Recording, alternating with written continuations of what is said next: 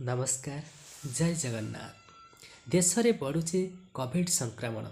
गत 24 घंटे 752टी नुआ मामला चिन्हट होता बेले 4 जनक मृत्यु घटी।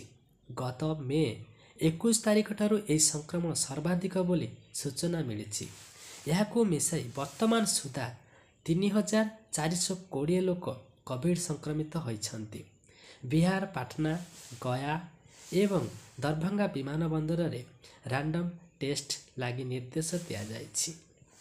सेपटे विश्व रे बढ़ुची JN.1 संक्रमण।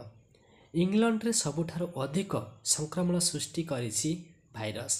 इंग्लैंड एवं स्कॉटलैंड रे प्रति 24 जन रे जणे कोविड संक्रमित हेउछन्ति। विशेषकर 18 रु 44 वर्ष वयस्क अधिक संक्रमित हेउछन्ति।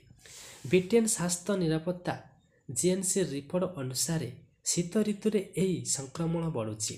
सेमानंकु प्रशासगत समस्या देखा देउछि।